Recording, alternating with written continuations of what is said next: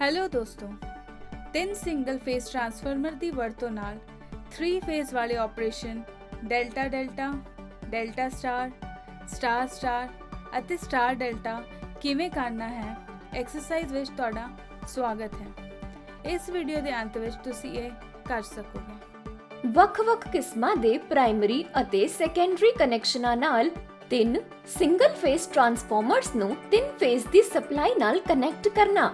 ਹਰ ਕਿਸਮ ਦੇ ਕਨੈਕਸ਼ਨ ਵਿੱਚ ਪ੍ਰਾਇਮਰੀ ਅਤੇ ਸੈਕੰਡਰੀ ਲਾਈਨ ਵੋਲਟੇजेस ਮਾਪਣਾ, ਲਾਈਨ ਵੋਲਟੇਜ ਰੇਸ਼ੀਓ ਨਿਰਧਾਰਤ ਕਰਨਾ ਅਤੇ ਥਿਓਰੈਟੀਕਲ ਰੇਸ਼ੀਓ ਵੈਲਿਊਜ਼ ਨਾਲ ਇਸ ਦੀ ਤੁਲਨਾ ਕਰਨਾ। ਆਓ ਟਰਾਂਸਫਾਰਮਰਸ ਵਿੱਚ ਸਟਾਰ ਅਤੇ ਡੈਲਟਾ ਕਨੈਕਸ਼ਨਾਂ ਬਾਰੇ ਚਰਚਾ ਕਰੀਏ। 3 ਫੇਸ ਵੋਲਟੇजेस ਵਿੱਚ ਕਾਫੀ ਮਾਤਰਾ ਵਿੱਚ ਪਾਵਰ ਸੰਭਾਲਣ ਲਈ ਕਈ ਤਰੀਕੇ ਉਪਲਬਧ ਹਨ। ਇੱਕ 3 ਫੇਸ ਸਰਕਟ ਤੋਂ ਦੂਜੇ ਵਿੱਚ એનર્ਜੀ ਟ੍ਰਾਂਸਫਰ ਕਰਨ ਲਈ 4 ਤਰੀਕੇ ਹਨ, ਜਿਨ੍ਹਾਂ ਵਿੱਚ 3 ਟਰਾਂਸਫਾਰਮਰਸ ਦੇ ਸਮੂਹ ਦੀਆਂ ਪ੍ਰਾਇਮਰੀ ਅਤੇ ਸੈਕੰਡਰੀ ਵਾਈਂਡਿੰਗਸ ਨੂੰ ਕਨੈਕਟ ਕੀਤਾ ਜਾ ਸਕਦਾ ਹੈ। ਆਓ ਇਹ ਐਕਸਰਸਾਈਜ਼ ਕਰਨ ਲਈ ਇਕਵਿਪਮੈਂਟ ਅਤੇ ਮਟੀਰੀਅਲਸ ਨੂੰ ਇਕੱਠਾ ਕਰੀਏ। Electrician tool kit, voltmeter moving iron 0 to 500 volts, voltmeter moving iron 0 to 300 volts, single phase step down transformer 1 kilovolt ampere, iron clad triple pole switch, high rupturing capacity fuses, multimeter, battery, voltmeter moving coil type 0 to 15 volts, push button switch। ਪ੍ਰਕਿਰਿਆ: ਸਾਰੇ 3 ਟਰਾਂਸਫਾਰਮਰਸ ਵਿੱਚ voltage ratio test ਕਰੋ। A1 ਨੂੰ ਮਿਲੀ ਐਂਪਸ ਵਿੱਚ ਅਤੇ A2 ਨੂੰ ਕ੍ਰਮਵਾਰ ਐਂਪਸ ਵਿੱਚ ਕਨੈਕਟ ਕਰਕੇ ਟਰਾਂਸਫਾਰਮਰ ਦੀ ਪ੍ਰਾਇਮਰੀ ਅਤੇ ਸੈਕੰਡਰੀ ਸਾਈਡਾਂ ਉੱਤੇ ਕਰੰਟ ਮਾਪੋ। ਫਾਰਮੂਲੇ ਦੀ ਵਰਤੋਂ ਕਰਦੇ ਹੋਏ ਟਰਾਂਸਫਾਰਮੇਸ਼ਨ ਰੇਸ਼ੀਓ K ਲੱਭੋ। ਸਾਰੇ 3 ਟਰਾਂਸਫਾਰਮਰਸ ਵਿੱਚ ਪੋਲੈਰਿਟੀ ਟੈਸਟ ਦੀ ਜਾਂਚ ਕਰੋ। DC ਸਪਲਾਈ ਜਾਂ ਬੈਟਰੀ HT ਸਾਈਡ ਤੇ 12 ਵੋਲਟ ਨਾਲ ਇੱਕ ਪੁਸ਼ ਬਟਨ ਸਵਿਚ ਅਤੇ LT ਸਾਈਡ ਤੇ 0 to 15 ਵੋਲਟ ਤੱਕ ਦੇ ਮੂਵਿੰਗ ਕੋਇਲ ਵੋਲਟਮੀਟਰ ਰਾਹੀਂ ਕਨੈਕਟ ਕਰੋ। ਪੁਸ਼ ਬਟਨ ਸਵਿਚ ਦਬਾਓ। LT ਸਾਈਡ ਤੇ ਵੋਲਟਮੀਟਰ ਦੇ ਪੁਆਇੰਟਰ ਦਾ ਡਿਫਲੈਕਸ਼ਨ ਦੇਖੋ। ਜੇ ਪੁਆਇੰਟਰ ਲੈਫਟ ਡਾਇਰੈਕਸ਼ਨ ਵਿੱਚ ਡਿਫਲੈਕਟ ਹੁੰਦਾ ਹੈ, LT ਟਰਮੀਨਲਸ ਨਾਲ ਬਣੇ ਵੋਲਟਮੀਟਰ ਕਨੈਕਸ਼ਨ ਬਦਲੋ ਅਤੇ LT ਟਰਮੀਨਲਸ ਤੇ ਬਣੇ ਮਾਰਕਿੰਗ ਬਦਲੋ। ਹੁਣ ਪੁਸ਼ ਬਟਨ ਸਵਿਚ ਨੂੰ ਇੱਕ ਵਾਰ ਫੇਰ ਦਬਾਓ ਅਤੇ ਦੇਖੋ ਕਿ ਵੋਲਟਮੀਟਰ ਸਹੀ ਡਾਇਰੈਕਸ਼ਨ ਵਿੱਚ ਡਿਫਲੈਕਟ ਹੋ ਰਿਹਾ ਹੈ। ਅੱਖਰ U, V ਅਤੇ W ਨਾਲ ਟਰਾਂਸਫਾਰਮਰਸ ਦੀ ਪਛਾਣ ਕਰੋ। ਟਰਾਂਸਫਾਰਮਰ U ਦੀ ਪ੍ਰਾਇਮਰੀ ਸਾਈਡ ਅਤੇ ਸੈਕੰਡਰੀ ਸਾਈਡ ਨੂੰ U1 ਅਤੇ U2, ਟਰਾਂਸਫਾਰਮਰ V ਦੀ V1 ਅਤੇ V2 ਅਤੇ ਟਰਾਂਸਫਾਰਮਰ W ਦੀ W1 ਅਤੇ W2 ਮੰਨੋ, ਜਿਵੇਂ ਕਿ ਤਸਵੀਰ ਵਿੱਚ ਦਿਖਾਇਆ ਗਿਆ ਹੈ। ਹਰ ਟਰਾਂਸਫਾਰਮਰ ਦੀ ਪ੍ਰਾਇਮਰੀ ਅਤੇ ਸੈਕੰਡਰੀ ਸਾਈਡਾਂ ਦੇ ਸਟਾਰਟਿੰਗ ਅਤੇ ਐਂਡਿੰਗ ਟਰਮੀਨਲਸ ਦੇ ਨਾਮ ਦੱਸੋ, ਜਿਵੇਂ ਕਿ ਸਟਾਰਟਿੰਗ ਅਤੇ ਐਂਡਿੰਗ ਵਾਈਂਡਿੰਗਸ ਕ੍ਰਮਵਾਰ 1.1 ਅਤੇ 1.2 ਹਨ ਅਤੇ ਸੈਕੰਡਰੀ ਵਾਈਂਡਿੰਗਸ ਦੇ ਸਟਾਰਟਿੰਗ ਅਤੇ ਐਂਡਿੰਗ ਟਰਮੀਨਲਸ ਕ੍ਰਮਵਾਰ 2.1 ਅਤੇ 2.2 ਹਨ, ਜਿਵੇਂ ਕਿ ਡਾਇਗ੍ਰਾਮ ਵਿੱਚ ਦਿਖਾਇਆ ਗਿਆ ਹੈ। ਸਟਾਰ-ਸਟਾਰ ਕਨੈਕਸ਼ਨ ਵਿੱਚ ਕਨੈਕਟ ਕਰਨ ਲਈ ਪ੍ਰਾਇਮਰੀ ਵਾਈਂਡਿੰਗ ਦੇ ਕੋਈ ਵੀ 3 ਸਮਾਨ ਸਿਰੇ ਇਕੱਠੇ ਕਨੈਕਟ ਕਰੋ, ਜਿਵੇਂ ਕਿ ਟਰਾਂਸਫਾਰਮਰ U ਦਾ 1.2, ਟਰਾਂਸਫਾਰਮਰ V ਦਾ 1.2, ਟਰਾਂਸਫਾਰਮਰ W ਦਾ 1.2 ਇਕੱਠੇ ਕਨੈਕਟ ਕਰੋ ਅਤੇ ਜੰਕਸ਼ਨ ਨੂੰ 1N ਸਿਗਨੀਫਾਈਂਗ ਨਿਊਟਰਲ ਵਜੋਂ ਮਾਰਕ ਕਰੋ, ਜਿਵੇਂ ਕਿ ਸਰਕਟ ਡਾਇਗ੍ਰਾਮ ਵਿੱਚ ਦਿਖਾਇਆ ਗਿਆ ਹੈ। ਟਰਾਂਸਫਾਰਮਰ U ਦੇ 1.1 ਟਰਮੀਨਲਸ ਨੂੰ ਇਨਪੁਟ ਸਪਲਾਈ L1 ਨਾਲ, ਟਰਾਂਸਫਾਰਮਰ V ਦੇ 1.1 ਟਰਮੀਨਲਸ ਨੂੰ L2 ਨਾਲ ਅਤੇ ਟਰਾਂਸਫਾਰਮਰ W ਦੇ 1.1 ਟਰਮੀਨਲਸ ਨੂੰ L3 ਨਾਲ ਕਨੈਕਟ ਕਰੋ, ਜਿਵੇਂ ਕਿ ਸਰਕਟ ਡਾਇਗ੍ਰਾਮ ਵਿੱਚ ਦਿਖਾਇਆ ਗਿਆ ਹੈ। ਸੈਕੰਡਰੀ ਵਾਈਂਡਿੰਗ ਦੇ ਕੋਈ ਵੀ 3 ਸਮਾਨ ਸਿਰੇ ਇਕੱਠੇ ਕਨੈਕਟ ਕਰੋ, ਜਿਵੇਂ ਕਿ ਟਰਾਂਸਫਾਰਮਰ U ਦਾ 2.2, ਟਰਾਂਸਫਾਰਮਰ V ਦਾ 2.2, ਟਰਾਂਸਫਾਰਮਰ W ਦਾ 2.2 ਇਕੱਠੇ ਕਨੈਕਟ ਕਰੋ ਅਤੇ ਜੰਕਸ਼ਨ ਨੂੰ 2N ਦੇ ਰੂਪ ਵਿੱਚ ਮਾਰਕ ਕਰੋ, ਜਿਵੇਂ ਕਿ ਸਰਕਟ ਡਾਇਗ੍ਰਾਮ ਵਿੱਚ ਦਿਖਾਇਆ ਗਿਆ ਹੈ। 1U ਅਤੇ 1V ਵਿਚਕਾਰ ਪ੍ਰਾਇਮਰੀ ਸਾਈਡ ਤੇ ਲਾਈਨ ਵੋਲਟੇਜ ਮਾਪਣ ਲਈ 0 to 500 ਰੇਂਜ ਵੋਲਟ V1 ਦੇ ਮੂਵਿੰਗ ਆਇਰਨ ਵੋਲਟਮੀਟਰਸ ਕਨੈਕਟ ਕਰੋ ਅਤੇ 2U ਅਤੇ 2V ਵਿਚਕਾਰ ਸੈਕੰਡਰੀ ਸਾਈਡ ਤੇ ਲਾਈਨ ਵੋਲਟੇजेस ਮਾਪਣ ਲਈ 0 to 300 ਰੇਂਜ ਵੋਲਟ ਦਾ ਵੋਲਟਮੀਟਰ V2 ਕ੍ਰਮਵਾਰ ਕਨੈਕਟ ਕਰੋ। ਸਵਿਚ S1 ਬੰਦ ਕਰੋ ਅਤੇ ਸਟਾਰ ਸਟਾਰ ਕਨੈਕਸ਼ਨ ਦੇ ਹੇਠਾਂ ਟੈਬੂਲਰ ਕਾਲਮ ਵਿੱਚ ਪ੍ਰਾਇਮਰੀ ਲਾਈਨ ਵੋਲਟੇਜ ਅਤੇ ਸੈਕੰਡਰੀ ਲਾਈਨ ਵੋਲਟੇਜ ਨੋਟ ਕਰੋ। ਸੈਕੰਡਰੀ ਲਾਈਨ ਵੋਲਟੇਜ ਅਤੇ ਪ੍ਰਾਇਮਰੀ ਲਾਈਨ ਵੋਲਟੇਜ ਦੀ ਰੇਸ਼ੀਓ ਦੀ ਗਣਨਾ ਕਰੋ। ਥਿਓਰੈਟੀਕਲ ਵੈਲਿਊਜ਼ ਨਾਲ ਵੈਲਿਊਜ਼ ਦੀ ਤੁਲਨਾ ਕਰੋ। ਟਰਾਂਸਫਾਰਮਰ K ਦੀ ਰੇਸ਼ੀਓ V2 ਨੂੰ V1 ਨਾਲ ਭਾਗ ਕਰਨ ਦੇ ਬਰਾਬਰ ਹੈ। ਸਟਾਰ ਡੈਲਟਾ ਕਨੈਕਸ਼ਨ ਵਿੱਚ ਕਨੈਕਟ ਕਰਨ ਲਈ ਪ੍ਰਾਇਮਰੀ ਵਾਈਂਡਿੰਗ ਦੇ ਕੋਈ ਵੀ 3 ਸਮਾਨ ਸਿਰੇ ਇਕੱਠੇ ਜੋੜੋ, ਜਿਵੇਂ ਕਿ ਟਰਾਂਸਫਾਰਮਰ U ਦਾ 1.2, ਟਰਾਂਸਫਾਰਮਰ V ਦਾ 1.2, ਟਰਾਂਸਫਾਰਮਰ W ਦਾ 1.2 ਇਕੱਠੇ ਕਨੈਕਟ ਕਰੋ ਅਤੇ ਜੰਕਸ਼ਨ ਨੂੰ 1N ਨਿਊਟਰਲ ਦੇ ਰੂਪ ਵਿੱਚ ਮਾਰਕ ਕਰੋ, ਜਿਵੇਂ ਕਿ ਸਰਕਟ ਡਾਇਗ੍ਰਾਮ ਵਿੱਚ ਦਿਖਾਇਆ ਗਿਆ ਹੈ।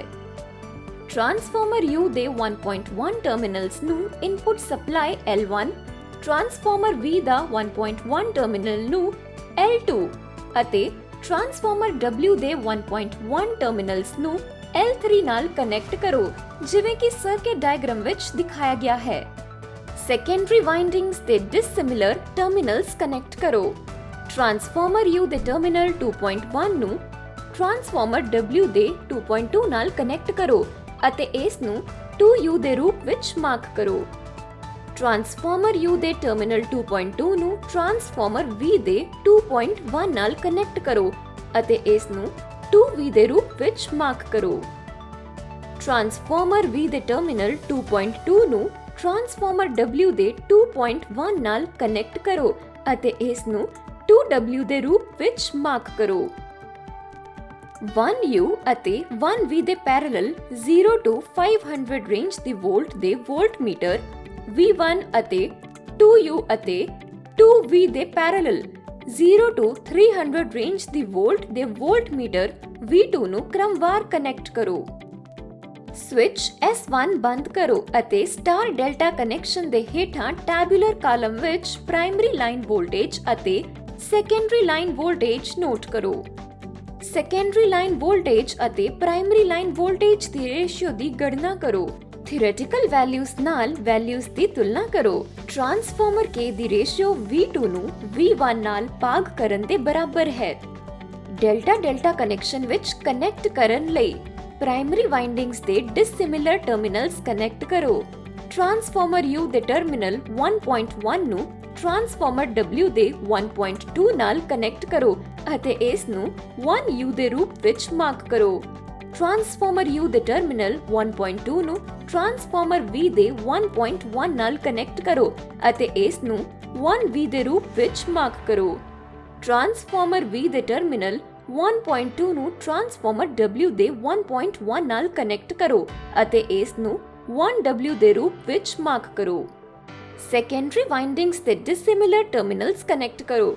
ਟਰਾਂਸਫਾਰਮਰ U ਦੇ ਟਰਮੀਨਲ 2.2 ਨੂੰ ਟਰਾਂਸਫਾਰਮਰ W ਦੇ 2.2 ਨਾਲ ਕਨੈਕਟ ਕਰੋ ਅਤੇ ਇਸ ਨੂੰ 2U ਦੇ ਰੂਪ ਵਿੱਚ ਮਾਰਕ ਕਰੋ। ਟਰਾਂਸਫਾਰਮਰ U ਦੇ ਟਰਮੀਨਲ 2.2 ਨੂੰ ਟਰਾਂਸਫਾਰਮਰ V ਦੇ 2.1 ਨਾਲ ਕਨੈਕਟ ਕਰੋ ਅਤੇ ਇਸ ਨੂੰ 2V ਦੇ ਰੂਪ ਵਿੱਚ ਮਾਰਕ ਕਰੋ। ਟਰਾਂਸਫਾਰਮਰ V ਦੇ ਟਰਮੀਨਲ 2.2 ਨੂੰ ਟਰਾਂਸਫਾਰਮਰ W ਦੇ 2.1 ਨਾਲ ਕਨੈਕਟ ਕਰੋ ਅਤੇ ਇਸ ਨੂੰ 2W ਦੇ ਰੂਪ ਵਿੱਚ ਮਾਰਕ ਕਰੋ। 1U ਅਤੇ 1V ਦੇ parallel 0 to 500 range the wallet ਦੇ ਵੋਲਟਮੀਟਰ V1 ਅਤੇ 2U ਅਤੇ 2V ਦੇ parallel 0 to 300 range the wallet ਦੇ ਵੋਲਟਮੀਟਰ V2 ਨੂੰ ਕ੍ਰਮਵਾਰ ਕਨੈਕਟ ਕਰੋ। ਸਵਿਚ S1 ਬੰਦ ਕਰੋ ਅਤੇ ਡੈਲਟਾ ਡੈਲਟਾ ਕਨੈਕਸ਼ਨ ਦੇ ਹੇਠਾਂ ਟੈਬੂਲਰ ਕਾਲਮ ਵਿੱਚ ਪ੍ਰਾਇਮਰੀ ਲਾਈਨ ਵੋਲਟੇਜ ਅਤੇ ਸੈਕੰਡਰੀ ਲਾਈਨ ਵੋਲਟੇਜ ਨੋਟ ਕਰੋ। ਸੈਕੰਡਰੀ ਲਾਈਨ ਵੋਲਟੇਜ ਅਤੇ ਪ੍ਰਾਇਮਰੀ ਲਾਈਨ ਵੋਲਟੇਜ ਦੀ ਰੇਸ਼ੀਓ ਦੀ ਗਣਨਾ ਕਰੋ।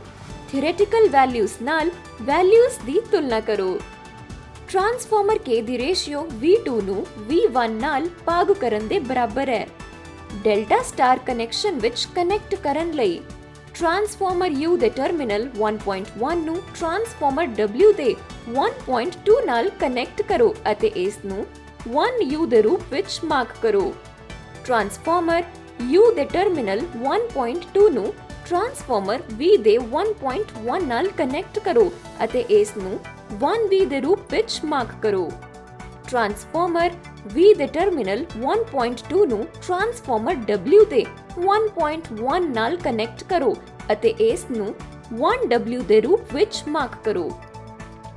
ਸੈਕੰਡਰੀ ਵਾਈਂਡਿੰਗ ਦੇ ਕੋਈ ਵੀ ਤਿੰਨ ਸਮਾਨ ਸਿਰੇ ਇਕੱਠੇ ਜੋੜੋ, ਜਿਵੇਂ ਕਿ ਟਰਾਂਸਫਾਰਮਰ U ਦਾ 2.2, ਟਰਾਂਸਫਾਰਮਰ V ਦਾ 2.2, ਟਰਾਂਸਫਾਰਮਰ W ਦਾ 2.2 ਇਕੱਠੇ ਕਨੈਕਟ ਕਰੋ ਅਤੇ ਜੰਕਸ਼ਨ ਨੂੰ 2N ਦੇ ਰੂਪ ਵਿੱਚ ਮਾਰਕ ਕਰੋ, ਜਿਵੇਂ ਕਿ ਸਰਕਟ ਡਾਇਗਰਾਮ ਵਿੱਚ ਦਿਖਾਇਆ ਗਿਆ ਹੈ।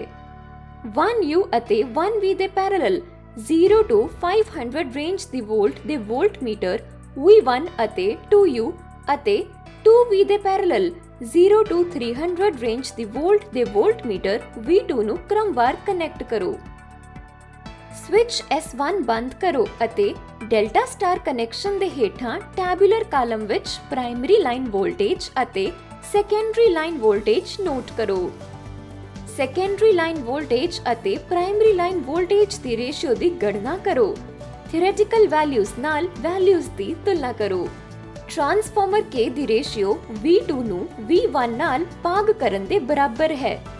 ਜੇਕਰ ਇੱਕ ਸਿੰਗਲ ਫੇਸ ਟਰਾਂਸਫਾਰਮਰ 6 ਸੈਕੰਡਰੀ ਟਰਮੀਨਲਸ ਨਾਲ ਉਪਲਬਧ ਹੈ ਤਾਂ ਹੇਠਾਂ ਦਿੱਤੀ ਟਰਮੀਨਲ ਮਾਰਕਿੰਗਸ ਨਾਲ ਉਪਰੋਕਤ ਟਾਸਕ ਵਿੱਚ ਦਿੱਤੇ ਗਏ ਪ੍ਰਕਿਰਿਆ ਫੋਲੋ ਕਰੋ। ਮੈਨੂੰ ਉਮੀਦ ਹੈ ਕਿ ਇਹ ਵੀਡੀਓ ਦੇਖਣ ਤੋਂ ਬਾਅਦ ਤੁਸੀਂ ਇਹ ਕਰ ਸਕੋਗੇ। ਵੱਖ-ਵੱਖ ਕਿਸਮਾਂ ਦੇ ਪ੍ਰਾਇਮਰੀ ਅਤੇ ਸੈਕੰਡਰੀ ਕਨੈਕਸ਼ਨਾਂ ਨਾਲ 3 ਸਿੰਗਲ ਫੇਸ ਟਰਾਂਸਫਾਰਮਰਸ ਨੂੰ 3 ਫੇਸ ਦੀ ਸਪਲਾਈ ਨਾਲ ਕਨੈਕਟ ਕਰਨਾ। ਹਰ ਕਿਸਮ ਦੇ ਕਨੈਕਸ਼ਨ ਵਿੱਚ ਪ੍ਰਾਇਮਰੀ ਅਤੇ ਸੈਕੰਡਰੀ ਲਾਈਨ ਵੋਲਟੇजेस ਮਾਪਣਾ, ਲਾਈਨ ਵੋਲਟੇਜ ਰੇਸ਼ੀਓ ਨਿਰਧਾਰਤ ਕਰਨਾ ਅਤੇ ਥਿਓਰੈਟੀਕਲ ਰੇਸ਼ੀਓ ਵੈਲਿਊਜ਼ ਨਾਲ ਇਸ ਦੀ ਤੁਲਨਾ ਕਰਨਾ। 3 ਸਿੰਗਲ ਫੇਸ ਟਰਾਂਸਫਾਰਮਰ ਦੀ ਵਰਤੋਂ ਨਾਲ 3 ਫੇਸ ਵਾਲੇ connection delta delta, delta star, star star ਅਤੇ ਸਟਾਰ ਡੈਲਟਾ ਦੀ ਐਕਸਰਸਾਈਜ਼ ਖਤਮ ਹੁੰਦੀ ਹੈ। ਅਗਲੇ ਐਕਸਰਸਾਈਜ਼ ਵਿੱਚ ਮਿਲਦੇ ਹਾਂ।